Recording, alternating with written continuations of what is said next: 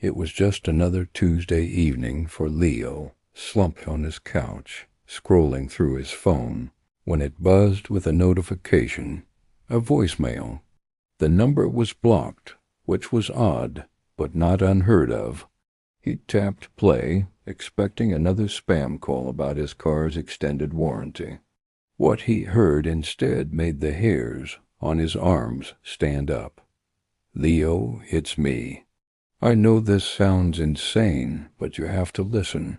The voice was his own, but it was frantic, breathless. "Don't go to the cafe on Willow Creek Avenue tomorrow, the one you always go to. At 8:15 a.m., a car is going to lose control and crash right through the front window. Please, Leo, just stay home." The message ended abruptly. Leo scoffed. It was a prank. A very elaborate one, using some kind of AI voice cloning software. Still, it was unsettling.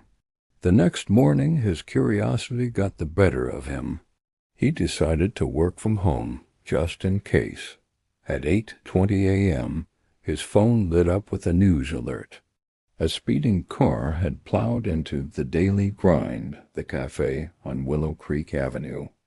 Several people were injured. The time of the crash? 8:15 a.m. A cold dread washed over him. He checked his voicemail again.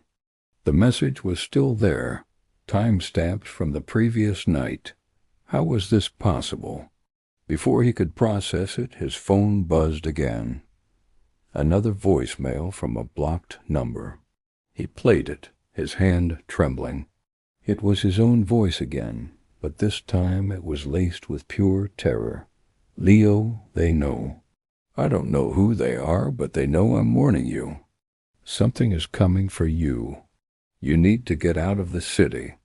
Don't pack, don't tell anyone. Just get in your car and drive. Go north. Don't stop." His heart hammered against his ribs. This wasn't a prank. This was real.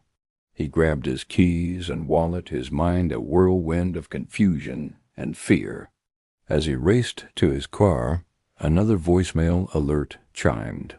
He fumbled with his phone, hitting play as he started the engine. "It's too late," his voice whispered, ragged and weak. "They found me. Leo, whatever you do, don't go to the old observatory on Mount Ashwood. They're waiting for you there." "It's a trap." Leo slammed on the brakes. The observatory on Mount Ashwood? He hadn't thought about that place in years. It was an abandoned relic from his childhood, a place he and his friends used to explore. Why would he go there? It was a nonsensical warning. He had no intention of going anywhere near it. He was supposed to be driving north, wasn't he? He took a deep breath, trying to think logically. The previous warnings had saved him. This one had to be important, too. But the instruction was to not go somewhere he had no plans to visit. It felt different. It felt like a misdirection.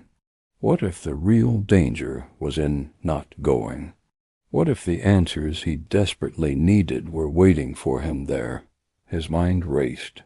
The messages were getting more desperate, more panicked. It was like he was listening to a future version of himself, living out his final moments, trying to change the outcome. But every warning seemed to lead him down a darker, more confusing path. Was he following a trail of breadcrumbs to safety, or walking into a carefully laid snare?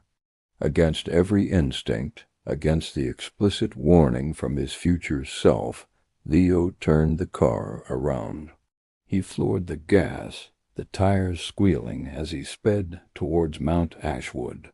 The sky was darkening, storm clouds gathering overhead, as if mirroring the turmoil in his soul. If he was going to die, he decided he was going to face it. He needed to understand what was happening. He parked at the base of the mountain and made the rest of the journey on foot, the path overgrown and treacherous. The abandoned observatory loomed ahead, a skeletal silhouette against the stormy sky. The air grew heavy, electric. He pushed open the creaking doors and stepped inside. The main chamber was vast and empty, save for a thick layer of dust and a single, modern-looking chair sitting in the center, directly under the dome's decaying retractable roof. In the chair sat a phone, identical to his own. Screen lit up. As he approached, it began to ring. A blocked number. Hesitantly, he answered. The line was silent for a moment. Then a voice crackled to life. It wasn't his. It was a distorted, synthesized voice, cold and inhuman. "You have been a difficult variable to control, Leo," it said. "Your future self has been persistent. Who are you? What is this?" Leo demanded, his voice echoing in the chamber. "We are observers. We study timelines, causality, consequence. Your timeline was scheduled for termination. An unfortunate but necessary correction." "Termination? You mean you were trying to kill me?" "Your future self interfered," the voice continued, ignoring his question. "He created a paradox by contacting you.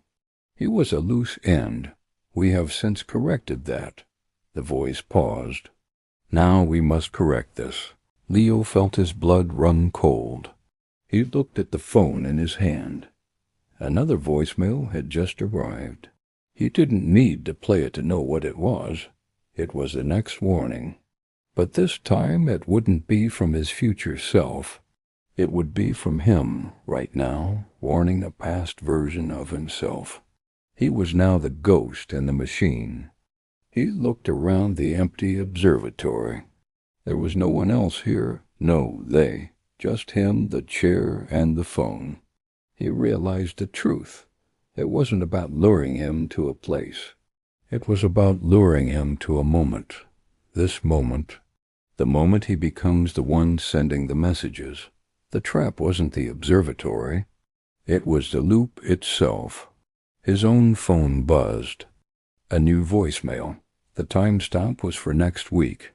He stared at it, a wave of nausea washing over him. He hadn't made this call yet. Who sent it? Then a final, horrifying voicemail appeared. He didn't look at the message. He looked at the timestamp. It was dated a full year from now. 1 year after the date on the death certificate he found in his pocket, a document he didn't have a moment ago. His own death certificate. The loop wasn't just about saving himself. It was about something far, far worse. And he was trapped right in the middle of it. The voicemails would keep coming, not from him, but asterisk through asterisk him, each one a link in a chain he could never hope to break. He was no longer a person. He was a message. A voicemail from tomorrow.